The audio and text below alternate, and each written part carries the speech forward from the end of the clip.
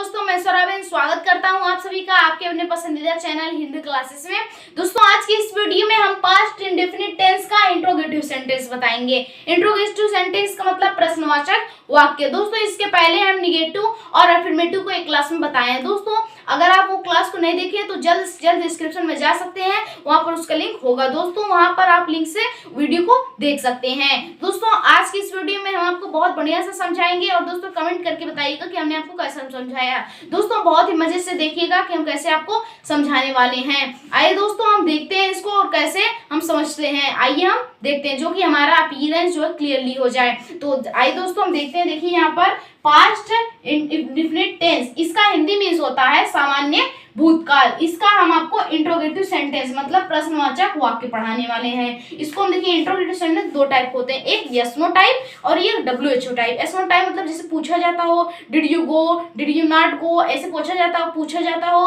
और उसके बाद जो है WHO में जैसे हु आर यू, ऐसे ऐसे क्वेश्चंस होते हैं, क्वेश्चन वर्ड्स पहले आ जाते हैं। तो आज हम आपको इस जो है क्लास में इसके बारे में बहुत सारी चीजें बताएंगे। दोस्तों देखिए, रूल क्या होता है इसका। पहले हम डिड लिखते हैं। डिड को क्या कहते हैं, हम हेल्पिंग वर्ब कहते हैं। और उसके बाद सब्जेक्ट। सब्जेक्ट कितने टाइप से, देखिए यहाँ पर सिंगुलर होता है, प्लूरल होता है, एक वचन और बहुवचन। एक वचन में ही, सी, इट या कोई नेम के साथ भी हम डिड लगाते हैं। आई, वी, दे के साथ भी हम डिड लगाते हैं। दोस्तों, ये सब एक वचन होते हैं। वह, यह, तुम, मैं, राम, श्याम, मोहन, ये सब नेम होते हैं। और आई, वी, यू, दे, मैं, तुम, हम, वे, ये सब भी जो है प्लूरल सब्जेक्ट है, इसके साथ में हम डिड लगाते हैं। अब आप समझ गए कि ये डिड क्या होता है। डिड जो है कि सब्जेक्ट्स के साथ लगता है। और उसके बाद मेन वर्ब। मेन का मतलब मेन वर्ब 3 फॉर्म्स के होते हैं, जो कि जो है comparative degree, positive degree, superlative degree, ये सब डिग्रियां होती हैं, इनसे फॉर्म्स होते हैं। फिर ऑब्जेक्ट, फिर हम प्रश्नवाचक का मार्क लगा देते हैं। ये इंट्रोगेटिव जो सिंबल होता है। अब आइए हम कुछ सेंटेंसों के माध्यम से समझते हैं, कुछ वाक्य के माध्यम से समझते हैं। जैसे देखिए, क्या तुम चाय पीते थे। देखिए एक वाक्य है, इसको हम इंग्लिश में ट्रांसलेट करेंगे। अब हम कैसे करेंगे दोस्तों, आइए देखते हैं। क्या क्या की इंग्लिश में डिड होती है, ठीक। यस नो टाइप हम डिड लिख देंगे। फिर उसके बाद डिड, फिर सब्जेक्ट क्या है इसमें, तुम। तुम की इंग्लिश में हमने आपको बताया यहाँ यू, तो यहाँ पर हम यू लिख देंगे, डिड यू। फिर चाय पीते हो। देखिए दोस्तों, कोई भी गर्म चीज हो तो उसके लिए हम ड्रिंक नहीं लगाते हैं, उसको हम तुरंत नहीं पी जाते हैं। कोई भी गर्म चीज, चाय, कॉफी हो जाता है, उनके साथ हम टेक लगाते हैं। और ठंडी चीज जैसे पानी हो गया, कोल्ड ड्रिंक्स हो गया, आइस हो गया, तो इनके साथ हम ड्रिंक लगाते हैं। इसमें यहाँ पर हम टेक लिखेंगे। क्या लिखेंगे, टेक। मेन वर्ब का पहला फॉर्म लिखना है तो हम टेक लिख देंगे। डिड यू टेक, क्या पी रहा है भाई, क्या लगाएंगे, ऑब्जेक्ट मिल जाएगा, चाय, टी। इसमें हम क्वेश्चन मार्क लगा देंगे। Did you take tea. देखिए ये सो टाइप लग रहा है, डिड यू टेक टी, तो बोलेगा यस या नो। किसी से आप पूछेंगे तो बता देगा। दोस्तों, अब आइए नेक्स्ट को देखते हैं। क्या मोहित सोता था। अब देखिए ये भी पास्ट में है, जो है कि पास्ट इंडेफिनिट का सेंटेंस है। अब इसको ट्रांसलेट जैसे करते हैं। क्या इंग्लिश में देखिए डिड होती है, हम इसमें टाइप पढ़ रहे हैं तो यहाँ पर हम डिड का उपयोग करेंगे। डिड मोहित, देखिए यहाँ पर हम कैपिटल एम लिखेंगे क्योंकि ये नाम है और इसकी इंग्लिश होती है, मतलब कि इसका हिंदी में नहीं निकाल सकते।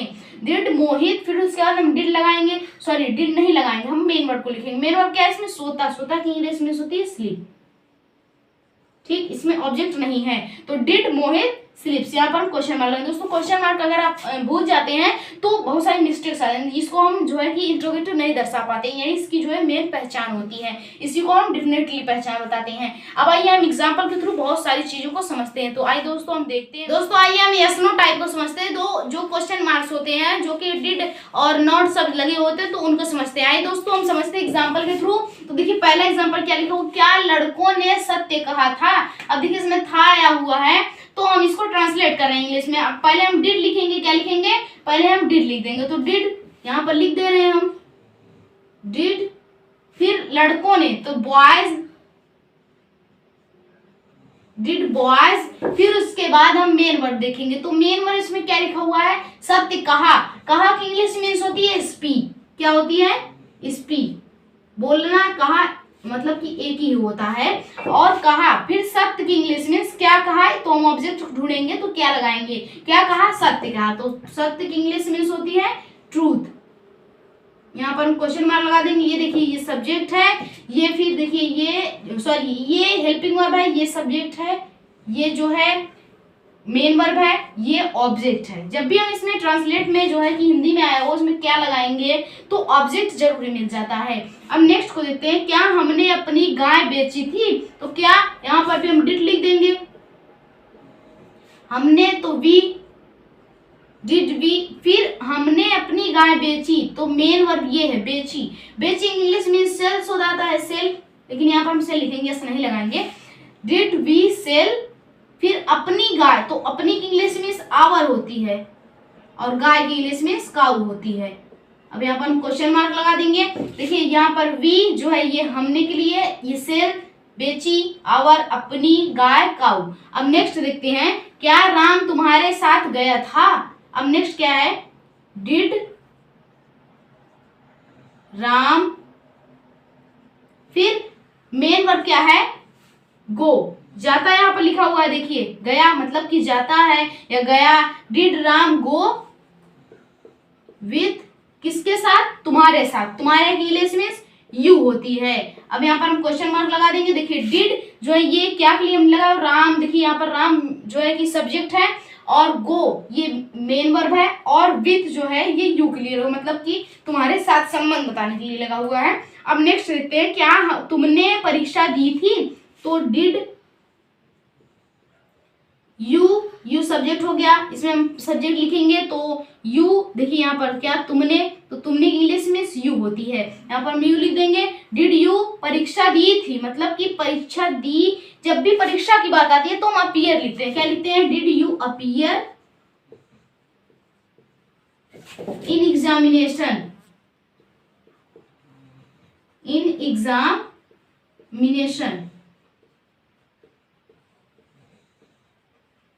ठीक, अब नेक्स्ट को देखते हैं, क्या राधिका ने स्कूल पास किया था, तो हम यहाँ पर भी डिड लगाएंगे क्योंकि था दिया हुआ है, हम जान जाएंगे, पहचान लेंगे इसको। तो डिड राधिका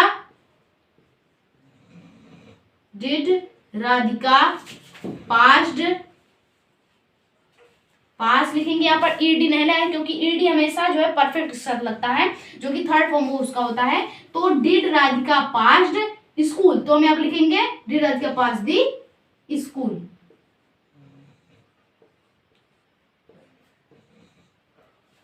ठीक, ये देखिए डिड जो है यहाँ पर क्या जो है कि फिर राधिका की इंग्लिश मिस होती है, पास्ट, पास यहाँ पर लिखा हुआ है तो पास लिख दिया हमने। फिर द स्कूल, तो इस विद्यालय को राधिका ने पास किया, इस स्कूल को पास किया। तो अगला क्या है, क्या तुम आगरा नहीं गए थे, तो हम यहाँ पर भी डिड का उपयोग करेंगे क्योंकि यहाँ पर भी क्या से प्रश्न पूछा गया है।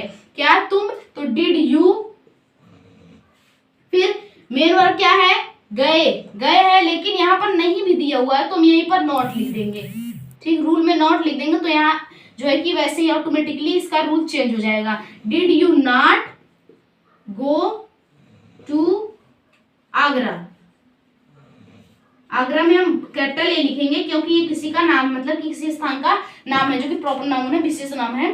डिड फिर यू सब्जेक्ट है, नॉट जो है कि ये हेल्पिंग वर्ब के साथ लगता है, और फिर गो ये मेन वर्ब है, ये टू जो है कंजक्शनिंग कर रहा है लोगों का, और ये आगरा जो है ऑब्जेक्ट है, मतलब कि ऑब्जेक्ट नहीं है, अदर वर्ड से, इसमें ऑब्जेक्ट नहीं है। कहाँ जाता है, आगरा जाता है, ये जो है अदर वर्ड है। अब नेक्स्ट को देखते हैं, मैं क्यों गाना गाई, वो पूछ रहे हैं मैं क्यों गाना गाई, अपने आप से पूछ रही है, तो ये भी जो है कि क्वेश्चन वर्ड्स है, मतलब कि क्वेश्चन इसको हम कहते हैं, ये सुनो टाइप कहते हैं इसीलिए।